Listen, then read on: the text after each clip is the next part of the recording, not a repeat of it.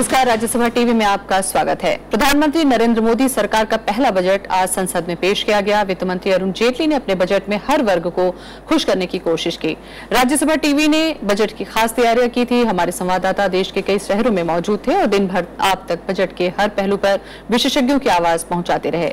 हमारा ये विशेष bulletin budget के तमाम पक्षों को समेटे हुए है, लेकिन शुरुआत हेडलाइन के साथ। नई सरकार का पहला बजट संसद में पेश। आयकर छूट में 50,000 रुपए का इजाफा। घर कर्ज के ब्याज पर कर रियायत में बढ़ोतरी। देश में बचत और निवेश बढ़ाने पर वित्त मंत्री का जोर। राज्यसभा टीवी से खास बातचीत में कहा, राज्यों से जीएसटी पर सहमति जल्द। तंबाकू के शौकीनों की जेब ज्यादा होगी ढीली। एलसीडी, एलईडी, कंप्यूटर, जूते समेत कई चीजें होंगी सस्ती। प्रीमियम पेट्रोल भी 5 रुपए सस्ता। बजट में 100 स्मार्ट शहरों को बनाने का ऐलान। औद्योगिक क्लस्टरों पर तेजी से काम करने के लिए बनेगा राष्ट्रीय औद्योगिक गलियारा प्राधिकरण। और बॉलीवुड की सबसे बुजुर्ग अदाकारा जोरा सहगल का 102 साल की उम्र में देहांत। दिल्ली में ली आखिरी सांसें। रुक करते हैं खबरों का। अपने पहले बजट में अरुण जेटली ने देश के बुनियादी ढांचे के लिए कई घोषणाएं की। वित्त मंत्री ने साफ संकेत दिया कि आधारभूत ढांचे के विकास में पीपीपी मॉडल का अहम रोल रहेगा। सरकार ने सड़कों के विकास के लिए 37,800 करोड़ रुपए का प्रावधान किया है। वित्त मंत्री ने कहा कि देश के आधारभूत ढांचे में कमी विकास में बाधा बनती है। बुनियादी ढांचे के विकास के लिए सरकार ने एक के बाद एक कई कदमों की घोषणा की। सबसे ज्यादा पैसा सड़कों और राष्ट्रीय राजमार्गों के विकास के लिए दिया गया है। Investment in the National Highway Authority of India and the state roads of an amount of rupees 37,880 crore, which will include rupees 3,000 crores for the North East. सरकार ने बंदरगाहों के लिए 11,000 करोड़ रुपए का प्रावधान किया है। 16 नए बंदरगाहों का भी निर्माण किया जाएगा। वहीं विमानन क्षेत्र का बजट 11.4% बढ़ाकर 9,474 करोड़ रुपए किया गया है। इसके अलावा आधारभूत ढांचे के लिए 7,060 करोड़ रुपए, स्मार्ट सिटी प्रोजेक्ट के लिए 1,000 करोड़ रुपए, प्रधानमंत्री कृषि सिंचाई योजना के लिए 4,200 करोड़ रुपए, जल मार्गों के विकास के लिए और इसके अलावा 100 करोड़ रुपए थर्मल पावर तकनीक के लिए और अल्ट्रा मॉडर्न सोलर प्रोजेक्ट के लिए 500 करोड़ का प्रावधान किया गया है। वित्त मंत्री ने रियल एस्टेट इन्वेस्टमेंट ट्रस्ट के गठन की भी घोषणा की है। Investment trust have been successfully used as instruments for pooling investment in several countries. I intend to introduce to provide necessary incentives for REITs which will have a pass-through for the purposes of taxation. Budget में 900 से ज्यादा बुनियादी ढांचे से जुड़ी परियोजनाओं की घोषणा की गई। साथ ही पीपीपी मॉडल सफल बनाने के लिए एक संस्थान खोलने की भी घोषणा की गई है। Bureau report, Rajya Sabha TV. वित्त मंत्री अरुण जेटली ने देश में बैंकिंग सुविधाओं के विस्तार के साथ बैंकिंग क्षेत्र को और मजबूत किए जाने की बात भी कही है। बैंकिंग क्षेत्र के लिए बजट में क्या कुछ अहम ऐलान किए गए हैं, देखते हैं इस रिपोर्ट में। किसी भी देश के आर्थिक विकास में बैंकिंग सुविधाओं का अहम योगदान होता है। देश की बैंकिंग प्रणाली को और ज्यादा मजबूत बनाने के लिए वित्त मंत्री ने साल 2018 तक 2,40,000 करोड़ रुपए के इक्विटी निवेश की जरूरत भी बताई है। इस बड़ी पूंजी को जुटाने के लिए वित्त मंत्री ने सरकारी बैंकों की पूंजी बढ़ाने के लिए शेयर बेचने का प्रस्ताव भी रखा है। Financial stability is the foundation of our rapid recovery. Our banking system needs to be further strengthened. To be in line with the Basel III norms, there is a requirement to infuse 2,40,000 crores rupees as equity by 2018 in our banks. To meet this huge capital requirement, we need to raise additional resources to fill this obligation. While preserving the public ownership, the capital of these banks will be raised by increasing the shareholding of the capital in a phased manner through sale of shares, largely through retail common citizens in the country. वहीं वित्त मंत्री ने बैंकों को और अधिक जिम्मेदार बनाने के लिए अतिरिक्त स्वायत्तता देने की हिमायत की है। सरकार बैंकों के निदेशक मंडल को और ज्यादा स्वायत्तता देने पर विचार करेगी। बजट में बैंकिंग क्षेत्र को बड़ी राहत और नियमों में छूट देने का ऐलान भी है। इंफ्रास्ट्रक्चर क्षेत्र को लंबे दीर्घावधि के लिए लोन उपलब्ध कराने के लिए बैंकों को दीर्घावधि के फंड जुटाने की अनुमति भी दी गई है। फंड जुटाने के लिए बैंकों के लिए CRR SLR और PSL के पूर्व अनुमति के नियमों में ढील दी जाएगी। We will also examine the proposal to give greater autonomy to banks while making them accountable. इसके अलावा RBI छोटे बैंकों और विशेष बैंकों को लाइसेंस देने के लिए नया ढांचा बनाएगा। बकाया कर्ज वसूली के लिए 6 नए ऋण वसूली ट्रिब्यूनल बनाए जाने का भी प्रस्ताव किया गया है। देश के सभी परिवारों को बैंकिंग सुविधा से जोड़ने के लिए सरकार ने विशेष योजना का भी ऐलान किया है। इसके तहत हर परिवार के लिए 2 बैंक खाते खोले जाएंगे। वित्तीय समावेशन मिशन योजना आने वाली 15 अगस्त से चरणबद्ध तरीके से लागू की जाएगी। Bureau report, Rajya Sabha TV. आम बजट पर उद्योग जगत ने मिलीजुली प्रतिक्रियाएं दी हैं। हमारे संवाददाता कृति मिश्रा ने मुंबई में उद्योग जगत के प्रतिनिधियों से बातचीत की। Let's get reaction on the union budget from Mr. Neeraj Bajaj, Director of Bajaj Group. Sir, how do you look at the budget today? Well, to the extent the expectations were very high, there was nothing I would consider big bang in the budget. But then at the same time, we have to consider that the government is only 45 days old, and a lot of very positive directional statements have been made. I'm very, very sort of at least sure means hopeful that he'll make it happen. And that's a very big thing which is going to change a lot of things in industry. So there's a sense of pessimism that I can get from you. So do you think that it was an opportunity missed for the finance minister?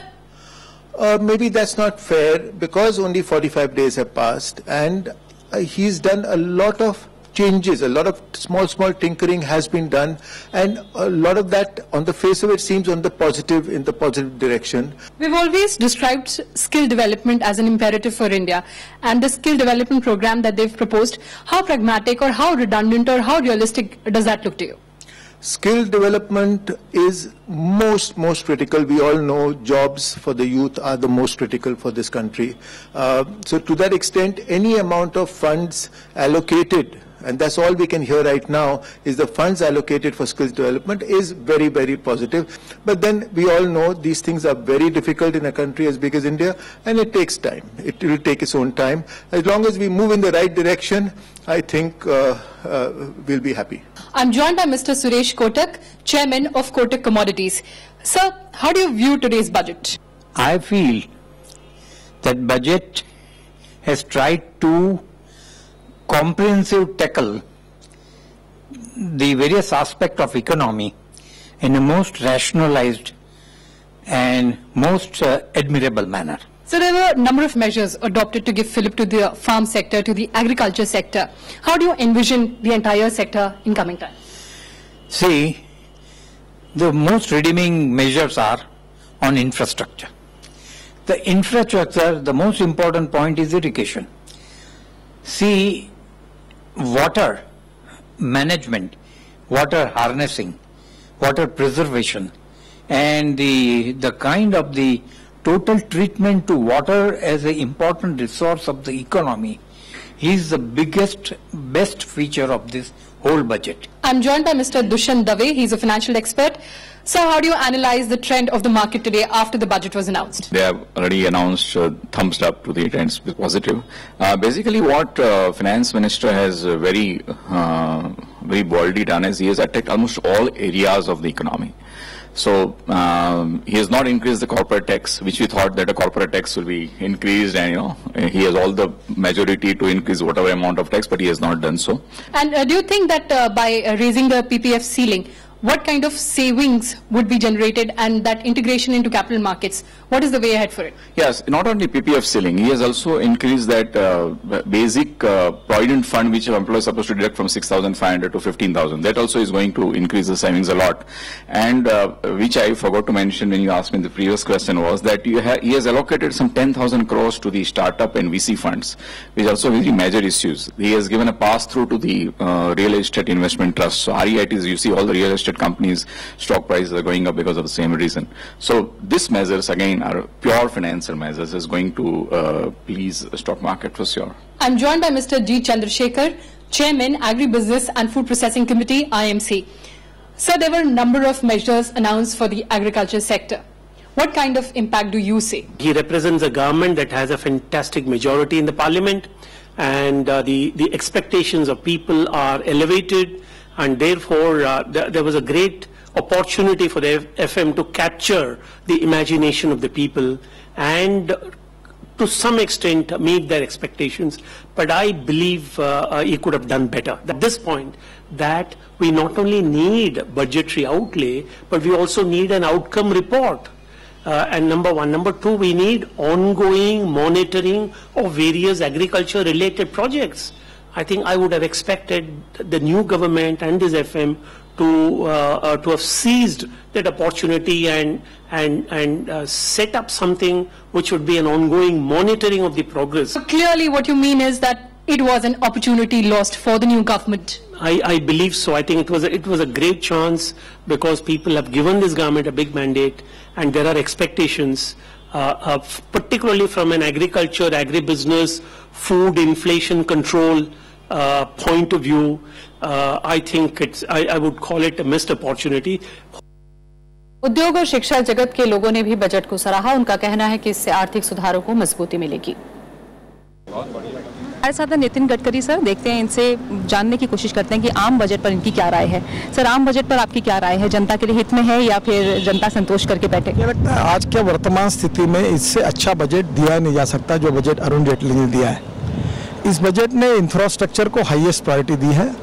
Road है, ports है और power sector है, इसको एक नया जीवन मिला है। और उससे ज़्यादा भी गांव, गरीब, मजदूर, किसान का भी विचार किया है। गुड गवर्नेंस और ई गवर्नेंस का भी विचार किया है और बायोटेक्नोलॉजी और इंफॉर्मेशन टेक्नोलॉजी और रिसर्च का भी विचार किया है। एग्रीकल्चर के लिए सिंचाई योजना भी शुरू हुई है। तो मुझे लगता है कि आज की स्थिति में सबसे अच्छा बजट जो दे सकते हैं वो बजट अरुण जेटली जी ने दिया है और ये बजट हिंदुस्तान के इतिहास को अभी एक नई दिशा देगा, ये मेरा विश्वास है। सर, एक चीज, फिक्की के पूर्व अध्यक्ष नैनालाल किदवई ने कहा है कि बजट में टैक्स नहीं बढ़ने का स्वागत किया गया है। उनका कहना है कि बुनियादी ढांचे पर विशेष ध्यान दिया गया है। आपकी प्रतिक्रिया जानना चाहेंगे कि बजट को लेकर जो प्रावधान किए गए, जो अनाउंसमेंट किए गए, आप क्या कहेंगे इस पूरे बजट के बारे में? ये बजट ये जरूर कोशिश कर रहा है कि सब हिस्से को देखे और फिस्कल डिफिसिट को नीचे, वैसे इस साल के लिए 6 महीने में तो उनको कुछ इतना गुंजाइश भी नहीं था नीचे लाने, पर कमिटमेंट जरूर किया है कि अगले साल 3.6 और 3% पर ले आए। और तो ये जो फिस्कल डिसिप्लिन है ये तो बहुत ही जरूरी है। इस साल में ये टैक्सेस नहीं बढ़ाए हैं, वो बहुत ही अच्छी बात है क्योंकि हमें ग्रोथ वापस लानी है इकोनॉमी में। और फोकस आप देखें तो इंफ्रास्ट्रक्चर में तो बहुत है, रोड्स पर है, पोर्ट्स, एयरपोर्ट्स और स्ट्रीमलाइनिंग और स्केड्यूलिंग जो ऐसे हो रहा है कि जहां तक कि जो कमिटीज अनाउंस किए गए हैं वो टाइम बाउंड प्रोग्राम्स हैं। हमने देखा कि फिस्कल डेफिसिट की आपने बात की, आपको लगता है कि अनाउंसमेंट के लेवल पर तो आप संतुष्ट हैं, मगर इसको किस तरह से आपको लगता है कि ये जो पूरा रोड मैप है उसको हासिल करने में उसको कामयाबी मिलेगी सरकार को, नहीं सरकार? ये तो अब देखने की बात है, पर जो आप देखें प्रोग्राम्स जो अनाउंस किए हैं एम्बिशियस नहीं है, तो इम्प्लीमेंट करने के लिए एक्सिक्यूशन में तो ऑफकोर्स हर चीज पर हमें अच्छी तरह जबरदस्ती देनी है, पर अचीव करने के लिए हमारे मन से तो ये जरूर अचीव हो सकती है। संतुष्ट हैं आपको लगता है? बिल्कुल बिल्कुल, it's a very sensible budget, balance budget. Naina Lal Kidwai जिनका कहना है कि ये जो बजट है ये बहुत ही संतुलित बजट है और बहुत ही सेंसिबल बजट है और इससे उनको जो अर्थव्यवस्था है उसके सुधार के लिए काफी कुछ गुंजाइश दिखाई देती है। कैमरामैन शिव कुमार के साथ प्रणब गोस्वामी, राज्यसभा टीवी, दिल्ली। फिक्की की उपाध्यक्ष ज्योत्सना सूरी ने बजट को सकारात्मक बताया है। उनका मानना है कि बजट से निवेश बढ़ेगा और इसके नतीजे धीरे धीरे सामने आएंगे। हमारे साथ हैं ज्योत्सना सूरी जो सीनियर वाइस प्रेसिडेंट है फिक्की में।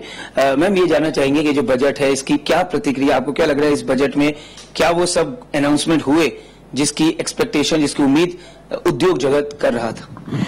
देखिए जी, 100% एक्सपेक्टेशंस तो कभी किसी की मीट होती नहीं है और कोई ना कोई कमी आप कहीं से भी निकाल सकते हैं, लेकिन ओवरऑल एक पॉजिटिव बजट रहा और बजट का जो मकसद था कि एक कॉन्फिडेंस बिल्ड होए और इकोनॉमी थोड़ी स्टेबल होए, एंटरप्राइज बढ़े, इन्वेस्टमेंट बढ़े, ये सब चीजों को अगर हम देखें तो ये काफी पॉजिटिव बजट रहा है। एकदम इसका रिजल्ट भी नहीं आने वाला है, ये धीरे धीरे आएगा, लेकिन एक मूवमेंट, एक पॉजिटिव मूवमेंट तो हो ही गई है। सेंसेक्स भी ऊपर चला पड़ रहा है जैसे ही बजट उन्होंने अनाउंस किया। So overall positive. जो ग्रोथ रेट है वो बहुत ही वो निराश करने वाली है। Fiscal deficit, current account deficit, इन सारे जो मोर्चे हैं उसमें बहुत परेशानियां देश की इकोनॉमी ने उठाई हैं। क्या आपको लगता है कि इन अनाउंसमेंट से धीरे धीरे जो लक्ष्य है वो हासिल किया जा सकता है आज के बजट को देखते हुए? देखिए जी, बहुत ही मुश्किल हालात थे। एक ग्रोथ जो बिल्कुल रिटार्ड हो चुकी थी, फिस्कल डेफिसिट जो अच्छा नहीं था, और एक ओवरऑल एनवायरनमेंट जिसमें फूड इन्फ्लेशन का भी बहुत बड़ा रोल है इस वक्त। इन सब एनवायरनमेंट में अरुण जेटली जी ने एक कोशिश करी है, एक बैलेंसिंग एक्ट करने की कोशिश करी है, और ये कामयाब रहेगी, जरूर होगी। तो उद्योग जगत ने बहुत स्वागत किया इस पूरे बजट का, और उनको उम्मीद है कि जो बजट है वो देश को एक जो आर्थिक जो स्थिति जो देश की इस तरह से कहा जाएगा असंतुलित हो गई थी, वो दोबारा पटरी में आएगी। ये पूरी उम्मीद है उद्योग जगत के प्रतिनिधियों को। प्रणब गोस्वामी, राज्यसभा टीवी, दिल्ली। हमारे संवाददाता पलक शर्मा ने कन्वर्जन टेक्नोलॉजी के एमडी वेंकट केदलिया से खास बातचीत कर बजट पर उनकी प्रतिक्रिया जानी। आम बजट पार्लियामेंट में पेश हो चुका है, बहुत वक्त से इसका इंतजार था। हमारे साथ बैंगलोर के आईटी सेक्टर से वेंकट केदलिया जी मौजूद हैं। ये जो बजट आया है, कितना अच्छा या खराब आप इसे मानते हैं? हमारे हिसाब से अच्छा ही बजट है। कुछ चीजें की एड्रेस नहीं हुए। एक तो जीएसटी का कुछ समझ में नहीं आया, क्या कर रहे हैं, क्या करने वाले हैं। लेकिन पावर सेक्टर में फोकस है, एक वेंचर कैपिटल फंड सेटअप करने की बात कही है। गुड गवर्नेंस, गुड ग्रोथ की बात तो हो रही है, लेकिन क्या ये इन्फ्लेशन को भी रोकेगा आपके हिसाब से? नहीं, मेरे हिसाब से तो इन्फ्लेशन और बजट का शायद ज्यादा कनेक्शन नहीं है जो बजट प्रेजेंट किया हुआ है। अभी तो 1-2 महीने में तो कुछ नहीं होने वाला है। तो मानसून भी खराब है अभी, तो सब्जियों की प्राइस बढ़ेगी अभी। कुछ कमियां अभी भी छूट गई हैं, कुछ सेक्टर्स अभी भी छूट गए हैं। मेरे हिसाब से काफी सेक्टर्स को एड्रेस किए हुए हैं। मंत्री महोदय ने कहा कि सब स्टेट में एक तो मेडिकल कॉल, नया मेडिकल आ जाएगी, तो ये सब अच्छी बात है। लेकिन प्लीज ऑल बजट तो नहीं है। तो एक प्लीज ऑल बजट नहीं है, सभी पॉइंट्स शायद इंक्लूड नहीं किए गए हैं, लेकिन जानकारों का यही मानना है साफ तौर पर कि आने वाले दिनों में इस बजट का अच्छा असर देखा जा सकता है। कैमरा पर्सन सुरेश के साथ पलक शर्मा, बैंगलोर, राज्यसभा टीवी के लिए। आंध्र प्रदेश के वित्त मंत्री ने बजट को सकारात्मक बताते हुए कहा कि आंध्र प्रदेश के लोगों की केंद्र सरकार से बहुत उम्मीदें हैं और राज्य के विकास के लिए केंद्र की मदद की जरूरत भी है। उनसे खास बात की हमारे संवाददाता राजकमल राव ने। I have with me Andhra Pradesh State's Finance Minister, Mr. Yanamal Ramakrishnan. Sir, you have seen the budget. Tell me, what kind of expectations did the union budget give, and was it satisfactory for the state of Andhra Pradesh? The union budget presented by the Union Finance Minister is not a negative budget. Initially, my reaction. So, under the present circumstances, it's a budget which can indicate certain things, but expectations from the people is very high. Yesterday you have presented a white paper on financial status and you have given a comparison between Telangana and Andhra after that. But Andhra is a deficit state as of now. So what kind of central assistance would like to have from the central government, sir? No, as far as the revenue deficit is concerned, that is what is called revenue gap. So wherever revenue gap is there, so according to the Andhra Pradesh Reorganization Act 2014, that first year revenue gap has to be compensated by the government of India. So in this budget, I think as a token grant or whatever it may be, some grant has been allocated as I see it. But that is not sufficient. Sir, you met Finance Minister recently and you discussed GST matters. Today in the budget speech, he indicated if states are ready to take that, they are definitely willing to implement that and pass that constitutional amendment and constitutional act. So from Andhra Pradesh, what is your take on GST, sir? No, states are not against the introduction of GST. We are all in favor of it, provided whatever loss we are going to incur because of the introduction of GST, that has to be borne by the government, number one. So not only government of India is to compensate, but also another thing, How to compensate, when to compensate is the important point. Yes, that's what the AP Finance Minister had to say to Rajya Sabha TV. With camera person Gajinder, Rajkamal Rao. BJD के सांसद जय पांडा का budget को लेकर क्या कहना है, क्या कुछ कहा उन्होंने हमारे संवाददाता अखिलेश सुमन से, आइए देखते हैं। जय पांडा हमारे साथ हैं। Mister Panda, how do you see this budget through the prism of a state? Because many states were demanding a special status, a special package, but I don't think something has come. What is your opinion about it? Well, we have many demands. Special category status demand had depended on many factors which are justified. But one of our very big demands has got accepted this time. We have been asking for a long time for the increase of mineral royalty. The royalties have been deliberately kept low because of various lobbies. So our state gets a pittance for revenue. The people living in those areas have felt cheated.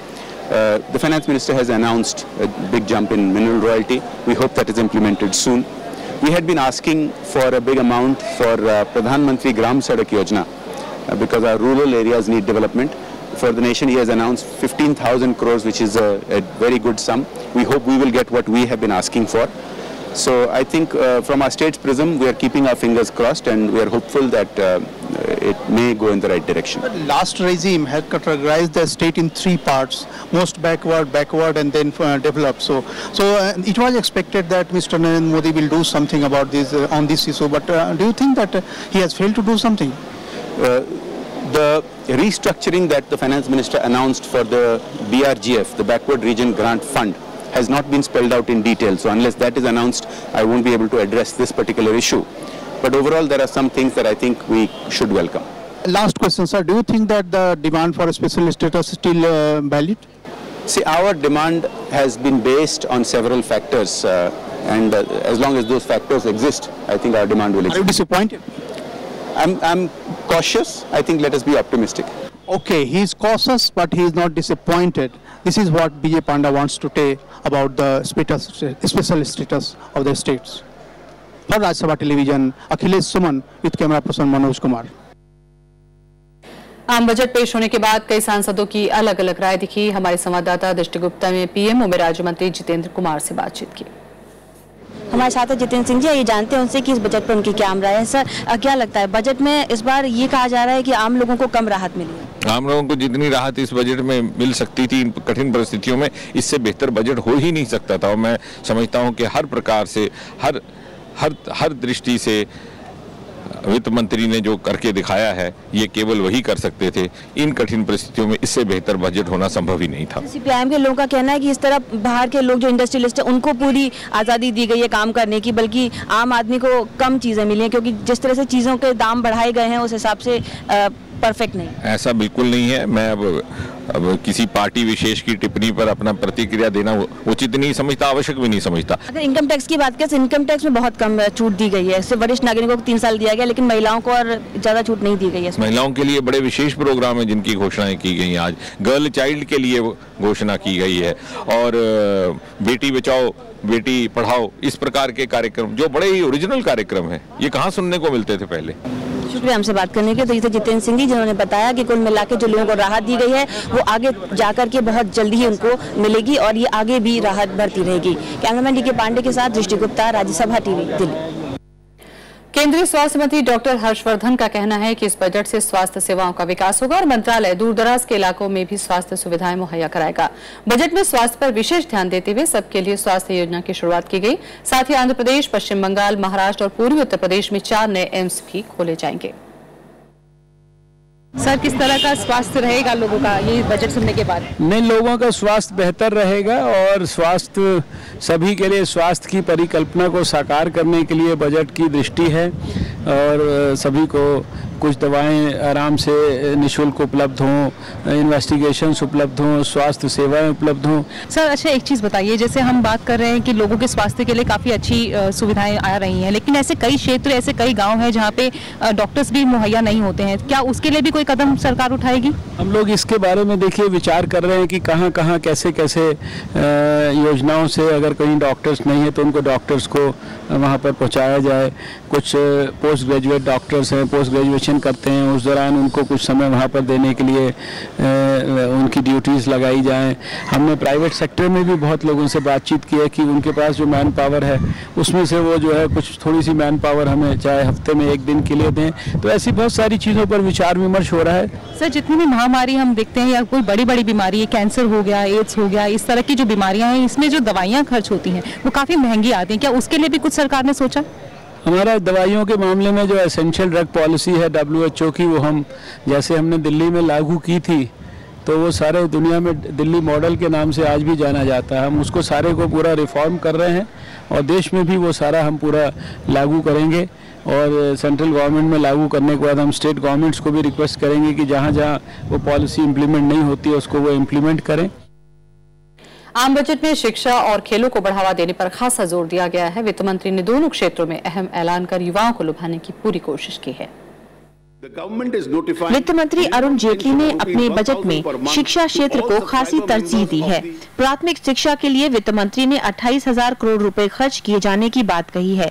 वहीं मदरसों के नवीकरण के लिए 100 करोड़ रुपए का प्रावधान है। इसके अलावा उच्च शिक्षा को बढ़ावा देने के लिए वित्त मंत्री ने 5 नए IIT, 5 नए IIM और 12 नए मेडिकल कॉलेज शुरू करने की अहम घोषणा भी की है। बजट में इसके लिए 500 करोड़ रुपए का प्रावधान है। शिक्षकों की ट्रेनिंग के लिए पंडित मदन मोहन मालवीय नव अध्यापक प्रशिक्षण कार्यक्रम भी जल्द शुरू किया जाएगा। The country needs a large number of courses of higher learning, which are of the world class. I propose to set up the Loknayak Jayaprakash Narayan National Center for Excellence in Humanities in Madhya Pradesh. I also intend to set up 5 more IITs in Jammu, Chhattisgarh, Goa, Andhra Pradesh and Kerala. 5 more IIMs will be set up in the state of Himachal Pradesh, Punjab, Bihar, Orissa and Maharashtra. I propose to set up an amount of rupees 500 crores for this. Government also proposes to ease and simplify norms and facilitate education of loans for higher education. देश में खेलों के स्तर को सुधारने के लिए सरकार राष्ट्रीय खेल अकादमी खोलेगी। वित्त मंत्री ने जम्मू कश्मीर के इंडोर और आउटडोर स्टेडियम को अंतर्राष्ट्रीय स्तर का बनाने के लिए 200 करोड़ रुपए का प्रावधान किया है। इसके अलावा मणिपुर में एक खेल विश्वविद्यालय भी खोला जाएगा। इसके लिए 100 करोड़ रुपए का प्रावधान किया जाएगा। Bureau report, Rajya Sabha TV. इस बुलेटिन फिलहाल इतना ही। देखते रहें राज्यसभा टीवी। नमस्कार।